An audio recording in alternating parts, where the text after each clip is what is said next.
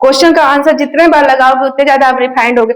आप सोचते हो कि हम एक बार क्वेश्चन लगा लिए तो हमारा काम हो गया, पर आप उसको दूसरी बार लगा के देखना, जितनी तीव्रता से आप उसका आंसर लगाते हो ना, वो आपको बहुत आगे बढ़ाता है। आपको तीव्रता से आंसर अब पता चलने लगेगा, ठीक है। और यह रट जाना चाहिए, हर क्वेश्चन का आंसर आपका लगाते लगाते रट जाना चाहिए। जो आपसे शुरू में नहीं बना था उसको आप ज्यादा ध्यान दे देना, बाकी को भी लगाना है। तो चलो यहाँ पर देखते हैं कुछ इंपॉर्टेंट क्वेश्चन आपके साहित्य से संबंधित हैं जो आपने पढ़ा है। ये आए हुए हैं सभी क्वेश्चन विशेष एग्जाम में पूछे गए हैं। सबसे पहले है यह कालिदास रचित मेघदूत का छत्तीसगढ़ी रूपांतरण किसने किया है। पूरा क्वेश्चन पढ़ लिए। सबसे पहले क्वेश्चन को दिमाग में बैठा लेना कि हमको आंसर क्या देना है इसमें।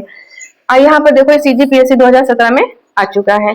इसमें पहला ऑप्शन है सुंदरलाल शर्मा, दूसरा है सुखलाल प्रसाद पांडे, तीसरा है बाबू रेवाराम, चौथा है मुकुटधर पांडे। आप यहाँ पर रेवाराम जी का रचना पूरा पढ़ लिए हैं। आपका होमवर्क है कि आप इसको रटकर आएंगे, लिंक करके आएंगे। आपको नहीं याद हो रहा है मैं याद कराऊंगी फिर। तो यहाँ पर आपको यहाँ पूछा गया है कि कालिदास की जो रचना मेघदूत है उसका छत्तीसगढ़ी रूपांतरण किसने किया है। तो इसमें से आंसर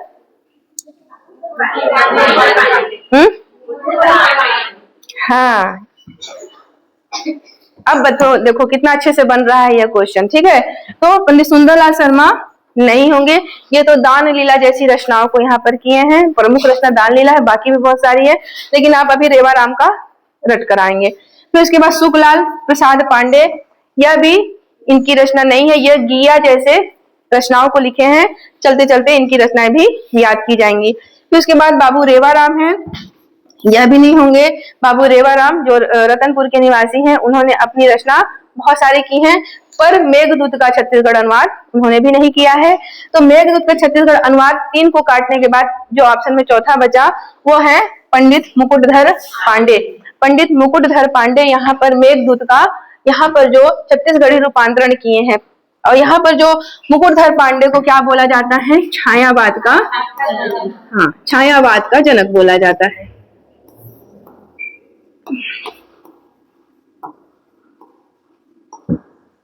पंडित मुकुटधर पांडे की खूब अच्छी अच्छी रचनाएं हैं। पूजा के फूल, सैलबाला और भी कुर्री के प्रति, ये सब बहुत सुंदर सुंदर उनकी रचनाएं हैं। पूरी रचनाएं जो इनकी हैं, पूरी ग्राम्य समाज का जीवंत जो रहता है ना समाज, उसका पूरा इन्होंने सचित्र बहुत ही खूब अच्छे तरीके से पूरा सामाजिक जीवन का वर्णन किया हुआ है सारी रचनाओं में इनका। तो ये छायावाद के जनक हो जाते हैं। अब बढ़िया बन रहा है यह क्वेश्चन, बढ़िया डील कर पाओगे। क्वेश्चन को देख लो, एक नजर में पढ़ लो, जिस पद्धति से मैंने पढ़ना बताया है वैसे पढ़ो। उसके बाद यहाँ पर आंसर मन में सोचना, जब मैं पूछूं तो बताना।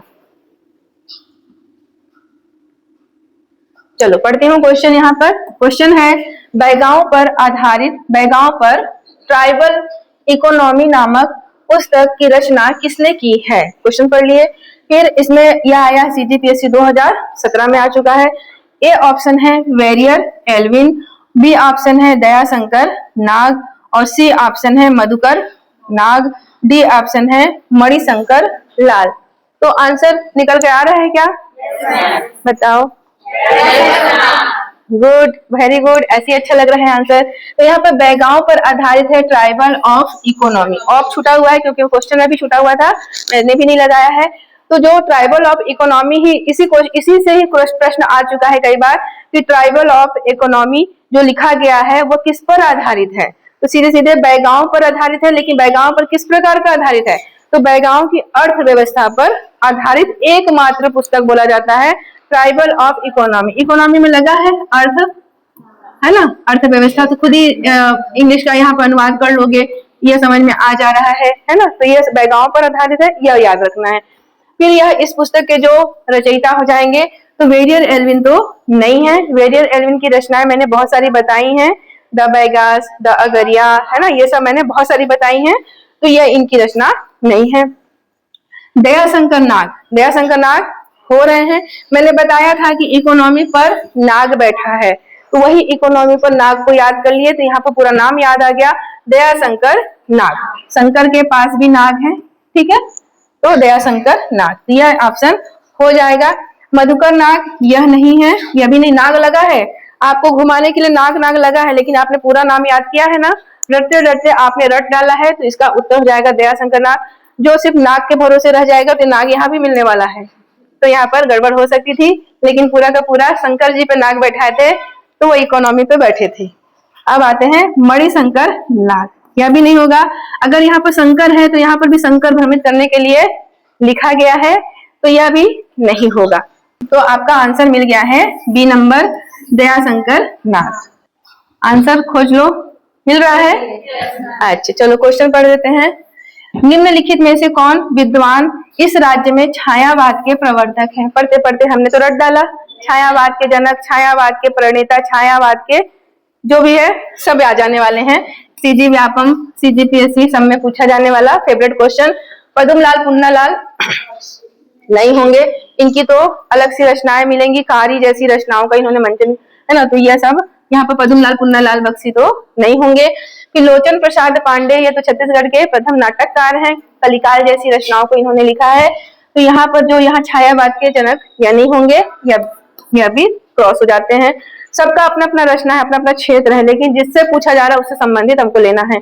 मुकुटधर पांडे होंगे, हमने देखा था छायावाद के जनक, छायावाद के प्रणेता पंडित मुकुटधर पांडे हैं। और डी में है रामदयाल तिवारी, तो यह भी देख लीजिएगा, यह भी बहुत सारी रचनाएं लिखे हैं, गांधी जी के समय से है यह, तो इनका भी नाम इससे नहीं होगा। तो यहाँ पर पंडित मुकुटधर पांडे सीधे सीधे आंसर हो जाते हैं, छायावाद के प्रणेता, छायावाद के जनक। आप लोग इसको एक नजर पढ़िए, उसके बाद मन में आंसर सोचिएगा, टेस्ट है ये आपका, और ऐसे ही प्रश्न हमेशा आते हैं। अब यहाँ पर प्रश्न है अगला, पंडित मुकुटधर पांडे कृत कौन सी कविता छायावादी काव्य धारा की प्रथम कविता मानी जाती है? प्रश्न लेवल दूसरा है इसका, सीजी व्यापम 2017। इसमें पहला है सैलबाला, दूसरा है पूजा के फूल, तीसरा है हृदयदान, और चौथा है कुररी के प्रति। आंसर अच्छा, तो यहाँ पर आपका आंसर मुझे मिल रहा है, मुझे बहुत अच्छा लग रहा है कि आप यहाँ पर बहुत समर्थ दिख रहे हो आप मुझे। तो मुकुटधर पांडे की बात हो रही है यहाँ पर, और उनकी जो रचना है छायावादी काव्य धारा की प्रथम कविता पूछा गया है, उनकी लाइफ की प्रथम कविता पूछी गई है। चूंकि सैलबाला इनकी ही है, इन्हीं की है, सैलबाला भी इन्हीं की है। और जैसे कि आप मैं यहाँ पर लिख दे रही हूँ, मुकुटधर पांडे,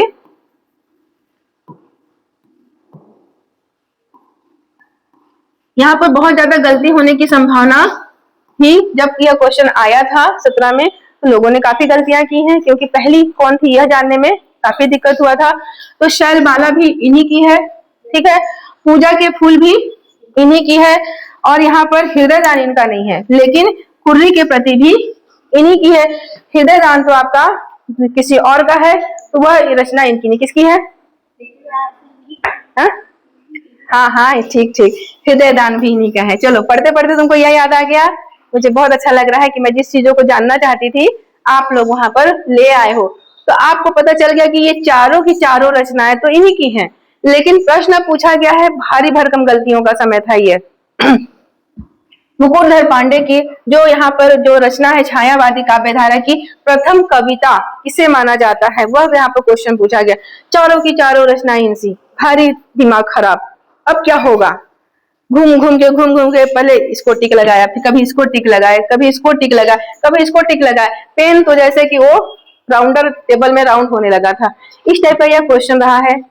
लेकिन आज आप पढ़ने के बाद ये अच्छे से जान गए हो कि चारों रचनाएं उन्हीं की हैं, लेकिन पहली जो रचना बोली जाएगी वह कुर्री के प्रति होगी, या कुर्री के प्रति। छायावाद के जनक जो यह कहे जाते हैं, उनकी पहली रचना कुर्री के प्रति हो रही है, और चारों रचनाएं भी याद होनी चाहिए, तो ये उनकी याद की हुई चारों रचनाएं हैं। क्वेश्चन को मन में सोचिए, जिस पैटर्न से मैंने क्वेश्चन को लगाना बताया है, पहले क्वेश्चन अच्छे से पढ़िए, चारों ऑप्शन अच्छे से पढ़िए, उसके बाद अपने आंसर को निकालिए। चलो क्वेश्चन पढ़ते हैं। प्रसिद्ध छत्तीसगढ़ी गीत अरपा पैरी के धार के रचयिता कौन है? अरपा पैरी का धार फेमस गीत है, ठीक है, राजकीय सम्मान गीत, और यहाँ पर इसके रचयिता कौन है यह पूछा गया है, यह सीजीपीएससी में आया हुआ है। इसका जो ऑप्शन ए है हरि ठाकुर, ऑप्शन बी है नरेंद्र देव वर्मा, ऑप्शन सी है भालचंद्र राव तैलंग और ऑप्शन डी है हनुमंत नायडू। सभी के सभी बहुत सारी रचनाएं लिखे हुए हैं। ये तो फिल्मी दुनिया के गायक भी रहे हैं हनुमंत नायडू, और हरि ठाकुर भी छत्तीसगढ़ के प्रमुख साहित्यकार हैं। इनकी रचनाएं अलग से पढ़ी जाएंगी और बहुत सारी बताएं क्या क्या है, लेकिन बहुत सारी भरमार है इनकी हरि ठाकुर की रचनाएं।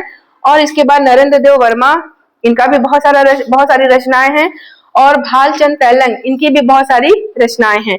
हनुमंत नायडू फिल्मी दुनिया के गायक यहाँ पर होते हैं और इनकी भी कुछ रचनाएं हैं। तो हमसे यहाँ जो पूछा गया है अरबा पहरी के धार गीत के रचयिता कौन है, तो आंसर एकदम सही, नरेंद्र देव वर्मा यहाँ पर हो जाते हैं। सुबह की तलाश जैसी रचना, यहाँ पर बहुत सारी रचनाएं इनकी हैं, और यहाँ पर नरेंद्र देव वर्मा ही अरबा पैरी धार के रचनाकार हैं। और गायक किसने हैं अरबा पैरी के धार? हाँ, गायक है ममता चंद्राकर।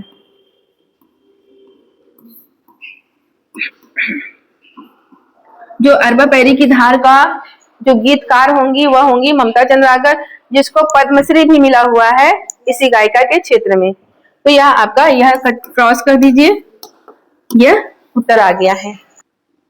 आपके सामने अगला क्वेश्चन है, यह आपका एग्जाम में बैठने के बाद जो क्वेश्चन आप सामने आए थे वह सब क्वेश्चन है। आपके टेबल, आप कुर्सी में बैठे हो एग्जाम देने, आपके सामने आप पन्ना पलटते जाते हो, क्वेश्चन आपका मिलते जाता है। जो नहीं पढ़ा उससे गलती होने वाला है, जो जिसने पढ़ा है उससे यह बनने वाला है। तो प्रश्न है यहाँ पर, करम छड़हा नामक नाटक के लेखक हैं। यह क्वेश्चन एकदम छोटा सा क्वेश्चन है, उतना ही महत्वपूर्ण क्वेश्चन है, सीजी व्यापम में आया हुआ है। और इसमें जो ऑप्शन है, ए है सुंदरलाल शर्मा, बी में है डॉक्टर खूब चंद बघेल, सी में है श्यामलाल चतुर्वेदी और डी में है गोपाल चंद। अब इसमें ऑप्शन बन रहा है कुछ, चलो बी ए बताने वाले कितने लोग हो? नहीं, ए वाले नहीं है कोई। बी वाले कितने लोग हैं? हाँ ठीक है, अपना अपना मत देना है, ठीक है, जितने लोग हैं उसको मैं जानना चाहती हूँ। सी वाले में कौन है श्यामलाल चतुर्वेदी में? गुड, सी वाले भी हैं। और डी वाले कितने हैं? गोपाल चंद, ये वही गोपाल चंद है क्या? गोपाल चंद मिश्र। देखिए यहाँ पर देखिए आधा नाम है ना, कुछ नहीं बता सकते कि कौन से गोपाल चंद है, तो इनका कुछ नहीं कह सकते हम। तो यहाँ पर मुझे जो जो लगा, तो भैया जी बहन जी लोग आप सुन लीजिए कि आपका मेरे प्यारे बच्चों गलती जो कर रहे हो है ना, सुधार लो। जहां पर गलती हो रही है वहीं पर आपके 2 नंबर आपके झोली से भाग जाएंगे। तो लक्ष्मी को पकड़ना है, तो लक्ष्मी है ना, थोड़ा सा उनका नम्रता चाहिए, उनका पूजा चाहिए। उसी तरह से जो आपको पढ़ाई करनी है उसके लिए भी आपको बाकायदे अभ्यास करनी है। जहां जहां गलती हो रहा है वहां वहां सुधर जाओ। दोबारा गलती मुझे नहीं चाहिए यहाँ से, ठीक है? इस बार की गलती माफ, अगले बार की गलती माफ नहीं होगी, फिर तो पनिशमेंट रहेगा। तो यहाँ पर क्या है, करम छड़हा नामक लेखक, करम छड़हा नामक नाटक के लेखक कौन है? तो पंडित सुंदरलाल शर्मा तो नहीं होंगे। श्यामलाल चतुर्वेदी, श्यामलाल चतुर्वेदी के बारे में तो अच्छे जान गए हो, बेटी के विदा, राम बनवास, है ना, ये सब बहुत सारी रचनाएं मैंने बताई थी। गोपाल चंद, तो बचा क्या? बस एक ही तो बच गया, खूब चंद बघेल। तो यह आंसर होंगे। करम छड़हा एक इनकी रचना होगी। ऊंच नीच, बेटवा विवाह, बेटी के विवाह अगर श्यामलाल चतुर्वेदी है तो बेटवा विवाह किसने किया था? मैंने बताया था, खूब चंद बघेल ने किया था, है ना। जरनैल सिंह महत्वपूर्ण रचना है उनकी। तो किसान करलई, मेरी बातों को याद रखना, जो मैं कह रही हूँ ना दिमाग में गूंजना चाहिए, एग्जाम में बैठो तो यह शब्द याद आना चाहिए। जरनैल सिंह, बेटी के यानी जरनैल सिंह, बेटवा विवाह, किसान करलई, ऊंच नीच, करम छड़हा, जितनी रचनाएं हैं सब यहाँ पर खूब चंद बघेल की हैं, ठीक है। तो यहाँ पर आपको याद रखना है। अब गलती नहीं होनी चाहिए, गलती एक बार ठीक है, गलती दूसरी बार भी चलेगी, माफ करने योग्य, तीसरी बार आदत में आ जाता है ना, आदतन गलती वाला नहीं बनना है, सुधर जाना है। देख रहे हो क्वेश्चन लगाने का कितना बड़ा फायदा है, यहाँ पर फायदा लेना है। कुल मिला के क्वेश्चन से बहुत बड़े यहाँ पर आपके चहुमुखी विकास होते हैं, आप कितना आगे निकल जाते हो। 4 में से आपको यही पैटर्न तो आपको परीक्षा में आना है, इसी में से आपको निखरना भी है। क्वेश्चन पढ़ते जाओ, जिस जिस आधार पे मैंने बताया है क्वेश्चन पढ़ लेना, आपका सब यहाँ पर सुधरने वाला है। चलो मैं भी पढ़ देती हूँ। यहाँ पर क्वेश्चन है, डॉक्टर खूबचंद बघेल द्वारा लिखित छत्तीसगढ़ी नाटकों में निम्नलिखित में से कौन सा सम्मिलित नहीं है। आपका क्वेश्चन का प्रारूप समझिएगा, नहीं को भूल मत जाइएगा, नहीं को तो आप बिल्कुल पकड़ के रखिएगा कि नहीं तो बोला है, यहाँ पे पूछ रहा है। और किसके बारे में? खूबचंद बघेल की जो रचनाएं हैं। देखो यह नाटक बोला है ना, तो उनकी सारी रचनाएं नाटक हैं, जो भी उन्होंने लिखा है सब नाटक है, सबका मंचन भी हुआ है। मैंने बताया था जब वहां पर भारत पाकिस्तान युद्ध हो रहा था या भारत चीन युद्ध हो रहा था, उस समय भी उन्होंने मंचन करवाया था। बहुत सारी भारत माता वाला जो मंचन हुआ था इन्हीं की थी, और उसमें जो राशि मिली थी उन्होंने भारत सरकार को दी थी। तो यहाँ पर ऐसी पूरी नाटकों का यहाँ पर सभी इन्होंने लेखन किया है। तो डॉक्टर खूबचंद बघेल की इन सब रचनाओं में कौन सम्मिलित नहीं है, अब यह छांटना है। चलो ऑप्शन पढ़ते हैं। ए है ऊंच नीच, बी है लेड़गा सुजान, सी है माटी के मोल, और डी है बेटवा विवाह। चलो ऑप्शन खोजने की कोशिश करो। अभी मैंने बहुत सारे ऑप्शन गिना दिए थे, बोलते बोलते काम आने वाला है यह सब।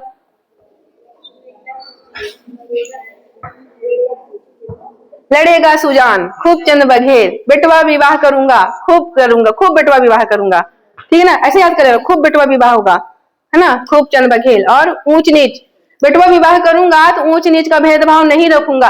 भाई इन्होंने पंक्ति तोड़ो आंदोलन चालू किया था कि नहीं किया था? किया था कि सारे समाज के लोग एक जगह बैठ के जो खाना खाते थे वो कॉमन इन्होंने किया है। पहले एक लोग बैठ के खाते थे, ब्राह्मण एक तरफ, है ना, ऐसे ऐसे करके एक तरफ। तो भाई उससे लोगों में क्या होता था, ऊंच नीच की भावना आती थी। तो वो पंक्ति तोड़ो इन्होंने आंदोलन चलाया था, ऊंच नीच का यहाँ पर भावना खत्म कर। आज जब आप बफर सिस्टम में खाना खाते हो, सारे लोग मिलकर खाते हो, किनकी देन है? इनकी देन है। समाज में समानता आई है उससे। तो यहाँ पर ऊंच नीच उसी से संबंधित हो गया। इसका मतलब ऊंच नीच किसकी है?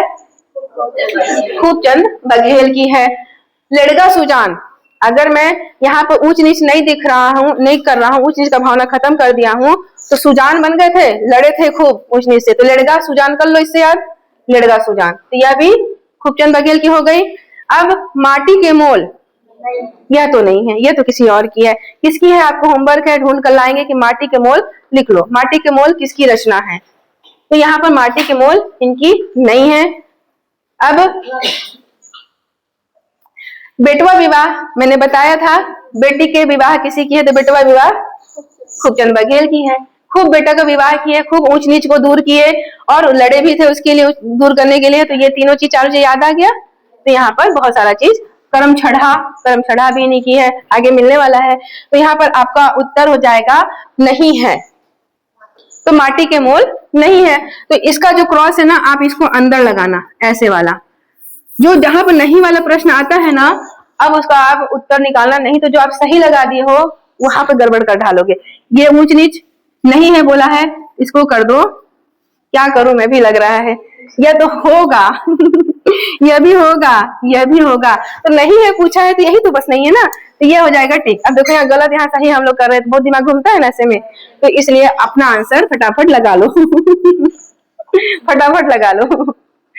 तो यहाँ पर ऑप्शन सी हो जा रहा है, माटी के मोल इनकी नहीं है, बाकी इनकी है। ऊंच नीच इनकी है, खूबचंद बघेल की, लड़गा सुजान है इनकी, यहाँ पर नहीं पूछा गया है, मतलब ऑप्शन ये लेना है। बेटवा विवाह भी इनकी है, मतलब इसको नहीं लेना है तो नहीं वाले में बहुत गड़बड़ होता है, इस चीज का ध्यान रखोगे। क्वेश्चन पढ़ते रहो, क्वेश्चन पढ़ो, और जैसा क्वेश्चन पढ़ते हैं वैसा पढ़ो, चारों ऑप्शन पढ़ो, अपना उत्तर खोजो। अगला क्वेश्चन है, छत्तीसगढ़ भाषा में लिखा गया प्रथम उपन्यास हीरू की कहानी के लेखक कौन थे? यह है, ऐसा ही है कि इसको सीजीपीएससी सब में आया हुआ है। इसका ऑप्शन है द्वारिका प्रसाद तिवारी, फिर अगला है बंशीधर पांडे, फिर अगला है अमृतलाल दुबे, फिर डी में है श्यामलाल चतुर्वेदी। यहाँ पे प्रश्न है, जो प्रथम उपन्यास हीरू की कहानी के लेखक कौन है? ठीक, ऑप्शन आ रहा है। बहुत अच्छी बात है कि आप यहाँ पर एकदम फिक्स आंसर है आपका, मतलब आप इसमें डोलमोल तो नहीं हो रहे हो ना, तो परीक्षा में इसी तरह से फिक्स आंसर आपका होना चाहिए। तो प्रथम उपन्यास है, छत्तीसगढ़ के प्रथम उपन्यासकार भी कौन हो जाते हैं? बंशीधर पांडे हो जाते हैं। हीरू की कहानी इनकी प्रथम उपन्यास है। तो यहाँ पर द्वारिका प्रसाद तिवारी तो नहीं होने वाले, यहाँ पर अमृतलाल दुबे नहीं होने वाले हैं, और यहाँ पर श्यामलाल चतुर्वेदी नहीं होने वाले हैं। अमृतलाल दुबे की भी बहुत महत्वपूर्ण रचनाएं हैं और श्यामलाल चतुर्वेदी भी बहुत बड़े साहित्यकार रहे हैं। द्वारिका प्रसाद तिवारी भी धमनी हाट जैसी रचनाओं को इन्होंने लिखा है। और तुलसी के बिरवा जगाए, ये अमृतलाल दुबे की रचना है। तुलसी के बिरवा जगाए, तुलसी अमृत होता है, ऐसे करके पकड़ लेना, तुलसी अमृत होता है। तो अमृतलाल दुबे की रचना है तुलसी के बिरवा जगाए। और द्वारिका प्रसाद तिवारी की महत्वपूर्ण रचना है धमनी हाट। बहुत सारी रचनाएं हैं जो आपको क्रम क्रम बताए जाएंगे। तो यहाँ पर बंसीधर पांडे यह उत्तर हो जाता है, प्रथम उपन्यासकार। ठीक, और इनकी जो इनकी लेखनी है वह हो जाएगी हीरू की कहानी। हीरू की कहानी मैंने बहुत अच्छे से बताया है कि क्या है इसके अंदर। हीरू एक बच्चा रहता है, बड़ा हो जाता है, उसके बाद राजा के यहाँ मंत्री रहता है। उसके कहने से मतलब राज्य में क्या चलते रहता है, अव्यवस्था रहती है। राजा के कर्मचारी जो रहते हैं वो पूरे राज्य में अनाप शनाप कर व्यवस्था बना के रखे रहते हैं, लोगों का शोषण करते हैं, मजदूर किसानों के साथ अन्याय करते हैं। जब यहाँ पर जो हीरू होता है वह राज्य में देखता है, क्योंकि मंत्री बन गया रहता है, तब तक यह सामान्य बच्चा रहता है, गरीब परिवार का, लेकिन अब एक मंत्री रहता है यह। तो राज्य में उसको पता चलता है देखने के बाद कि राज्य में बहुत सारी अव्यवस्थाएं हैं, ऐसा ऐसा शोषण हो रहा है किसानों का। तो इसने राजा से बताया, क्योंकि मंत्री का पद था इसके पास, इसने राजा को बताया कि राजा साहब यहाँ पर ऐसी ऐसी अव्यवस्थाएं चल रही, किसानों का शोषण हो रहा है, किसानों की दुर्गति हो रही है, आप यहाँ पर अवलोकन कीजिए, आप यहाँ पर अपना ध्यान आकर्षित कीजिए। तो राजा ने, जो वहाँ शासक थे, उनको तो नहीं मालूम था, क्योंकि यहाँ पर जो हो रहा था वो राजा से नीचे जो तो होता है दिया तले अंधेरा, वैसा वैसा यह अन्याय करते जा रहे थे।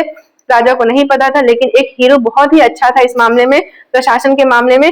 उसने राजा को अवगत कराया, राजा को यहाँ पर सारी चीजें पूरी पता चली। उसके बाद उन्होंने जो यहाँ पर ग्राम स्वशासन की व्यवस्था होती है उन्होंने वह यहाँ पर स्थापित किया, और किसानों का जो शोषण होता है वह समाप्त किया गया। तो ये पूरी जो रचनाएं हैं यहाँ पर पूरी लिखी गई हैं हीरू की कहानीज में, बंसीधर पांडे के द्वारा।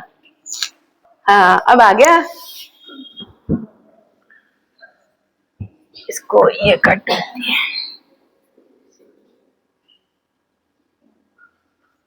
क्वेश्चन को पढ़िए।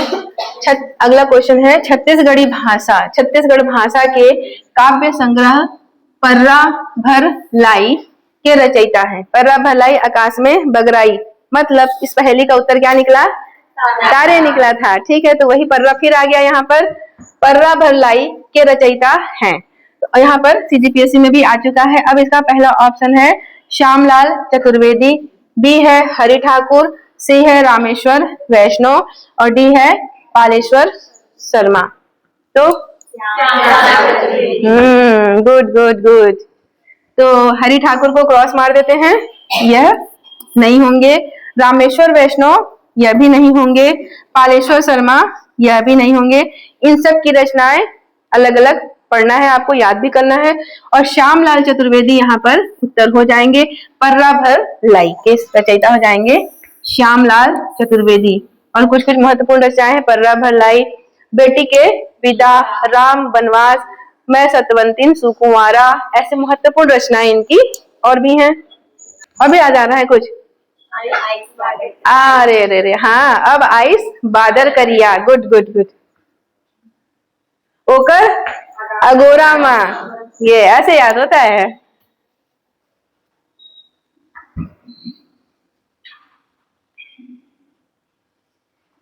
मैंने बरसात बंद कर दिया ना पढ़ाते पढ़ाते। चलो अगला क्वेश्चन है छत्तीसगढ़ी भाषा के प्रथम उपन्यासकार हैं।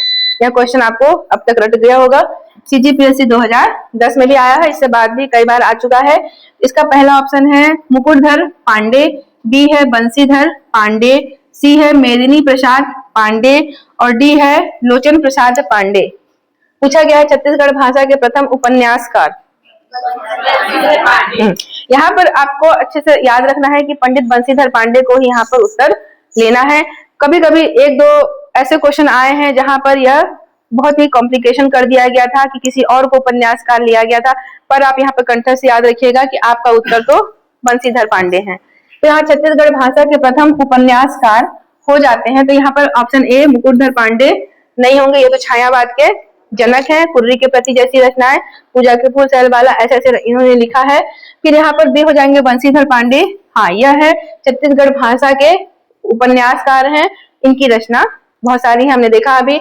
मेदिनी प्रसाद पांडे, इनकी भी बृहद रचनाएं हैं, तो यह भी इसके नहीं होंगे। लोचन प्रसाद पांडे, यह तो छत्तीसगढ़ के प्रथम नाटककार हैं, तो यहाँ पर यह भी नहीं होंगे।